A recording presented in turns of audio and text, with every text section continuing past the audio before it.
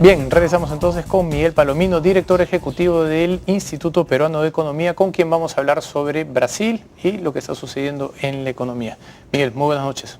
Gracias por estar con nosotros, como todos los jueves, acompañándonos. Muchísimo gusto. Cuéntame, ¿cuál es un poco tu perspectiva de lo que está ocurriendo en Brasil? ¿Cuál crees que es el centro de los sentimientos de agravios que hay entre los jóvenes y la clase media brasilera? Creo que los medios han cubierto bastante bien lo que dicen los analistas políticos, sociales, económicos respecto a lo que ha motivado las protestas en Brasil. Y hablan de descontento con los malos servicios públicos, pese a tener una carga fiscal muy fuerte, descontento con la corrupción, descontento con el mal uso de los recursos públicos, ¿no? Y estoy seguro que todo eso es cierto. Pero lo que es un poco más interesante entender, creo, no es qué es lo que hace que la gente esté descontenta, porque en muchos países hay muchos motivos para estar descontento, sino por qué ahora se sienten este grado de protestas cuando estoy seguro que los malos servicios públicos, la corrupción, el mal uso de los recursos públicos existían también el año pasado y el anteaño y el trasanteaño, o sea, durante muchos años esto ha existido. La pregunta es, ¿por qué este estallido social ahora? Y creo que el detonante, lo que explica por qué ahora, es porque Brasil casi ha dejado de crecer. Después de un periodo de crecimiento bastante bueno para estándares brasileros, no tan alto como el Perú, pero buen crecimiento, desde que entra a la presidencia Dilma Rousseff, el crecimiento brasilero ha caído dramáticamente. El año pasado, un año que no fue un año muy malo en general en Latinoamérica, en que Perú creció 6.3%, Brasil creció 0.9%, no llegó ni a 1% de crecimiento. Si es cuenta del crecimiento de la población, el nivel de vida de los brasileños el año pasado no mejoró, mientras que la inflación iba en aumento. Entonces, creo que lo que ocurre es que cuando la gente tiene, se desenvuelve en un sistema que tiene muchas deficiencias, las tolera mientras el sistema le esté dando progreso. Entonces la expectativa es que eventualmente esto se mejorará, pues. Pero en el momento que dejan de darle progreso, ya no tolera las deficiencias y ahí estallan las protestas más graves. Correcto. Lo interesante es el grado de gasto público que tiene Brasil respecto al resto de la región, ¿no? Que es en parte lo que explica por qué ya no hay crecimiento también, ¿no? Claro. Brasil inició su temporada, digamos, de crecimiento y estabilidad después de un periodo muy duro, no tan malo, pero parecido a lo que tuvo el Perú, de inflación altísima y todo eso. Cuando se estabiliza la economía y se establece una serie de reglas fiscales, de disciplina fiscal.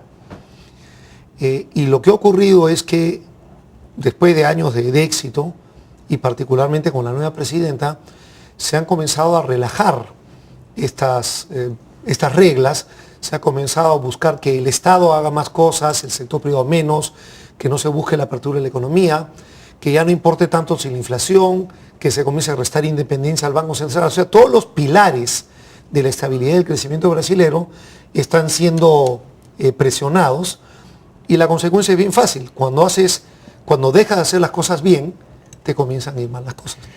Yo estaba haciendo en la mañana un cálculo de lo que gasta o lo que tiene para gastar el presupuesto público brasilero por habitante, y es 4-1 con lo que tiene en Perú.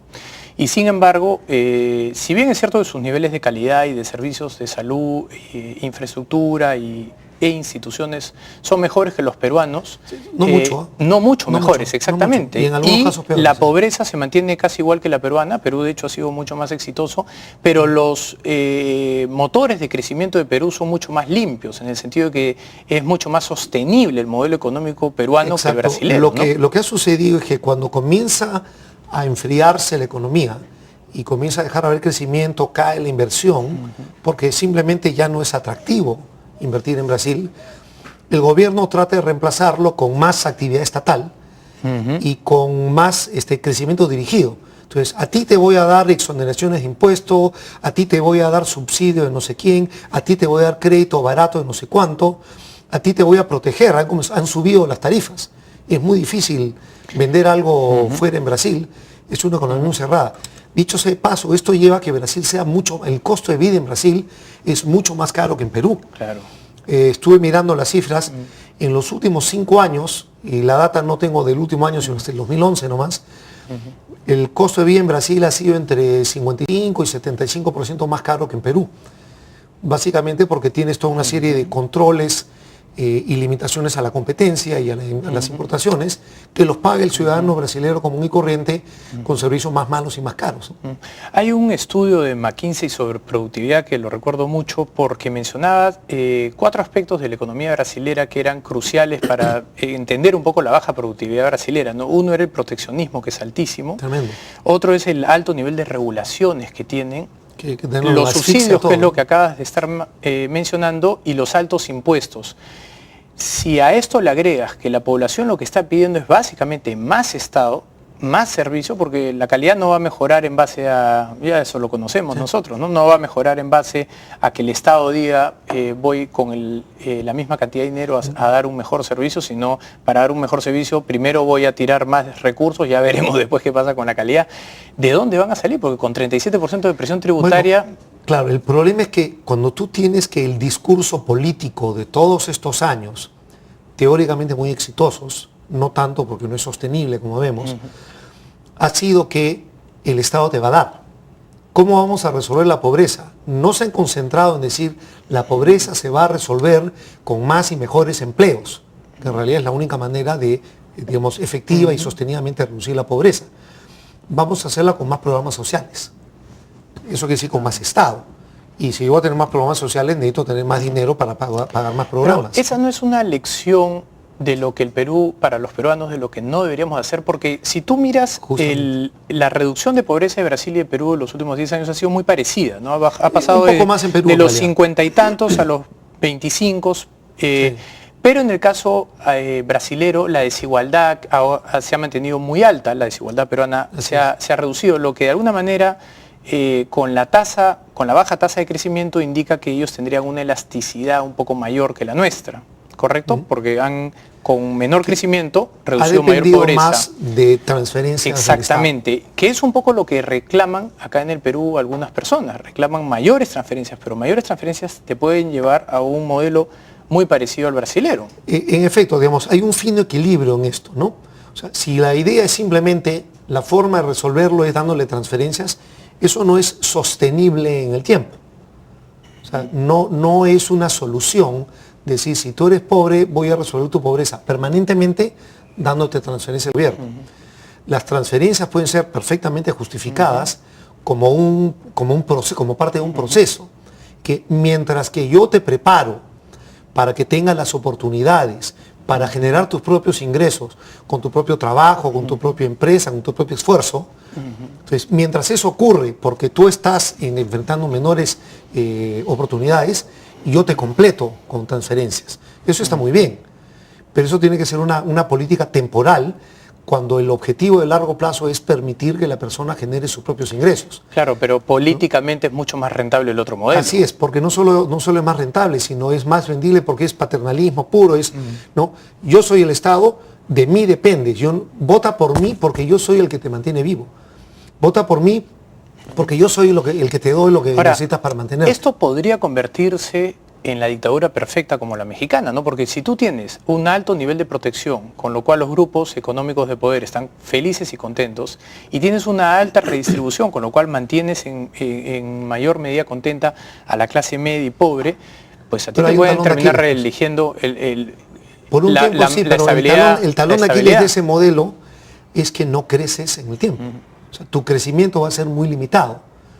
Y como sabemos todos, o sea, esto es un hecho que es una verdad no discutida por ningún economista, no importa de qué tendencia, en el largo plazo, lo determinante del nivel de vida de una población es el crecimiento económico. Sí, y hay un francés que dice que hay que crecer. Tú sabes que los franceses son muy exquisitos con sus políticas sociales. Pero una vez que eres rico, me imagino que te puede dar el gusto de decir, ¿sabes qué? Vamos a tener vamos a tener un poco menos de ingreso para poder tener más vacaciones.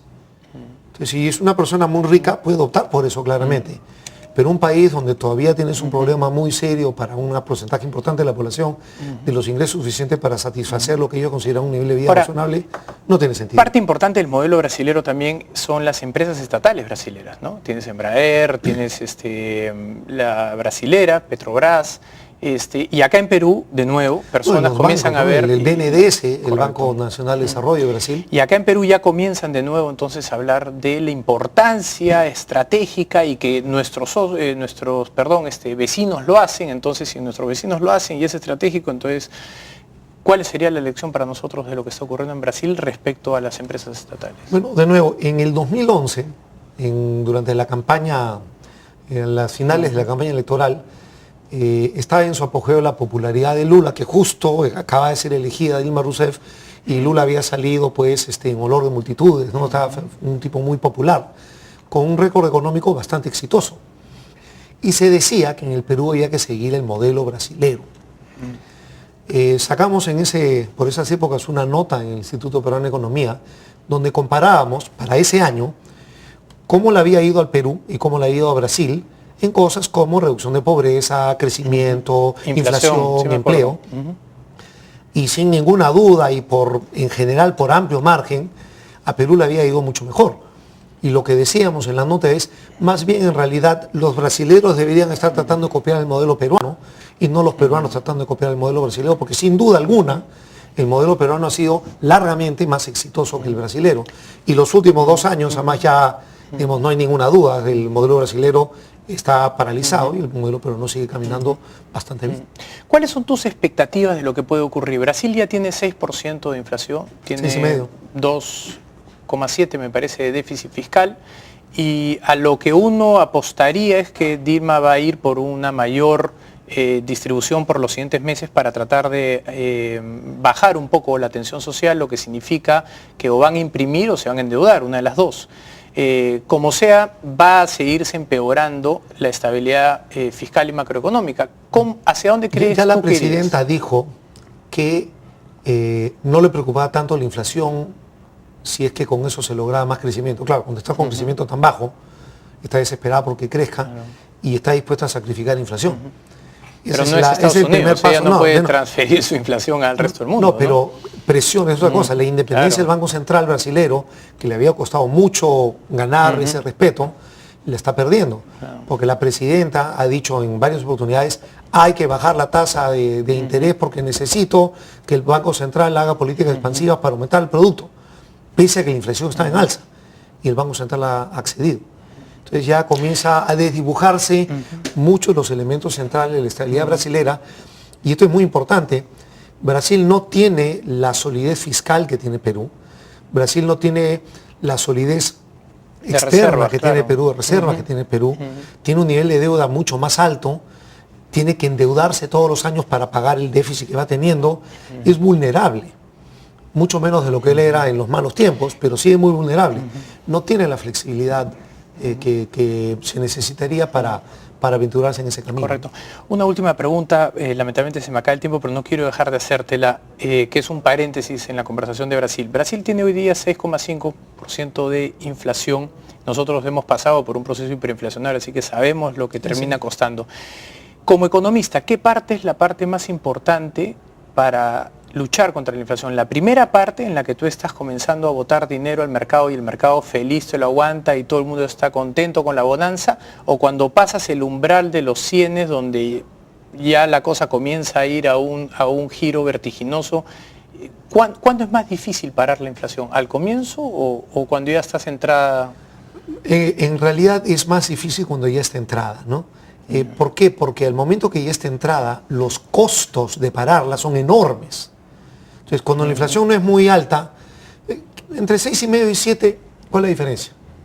Oye, entre 7 y 8... políticamente... Claro, entre 7 y 8, oye, un puntito más de inflación, pero vamos a activar un poco la economía. Claro, bueno, el trade-off es mucho más notorio, otro ¿no? puntito más y otro puntito, pero la cosa cada vez tiene menor efectividad. Entonces ahora ya no necesitas un puntito más para pechiquetear la economía, sino 5, y luego 10, y luego 30.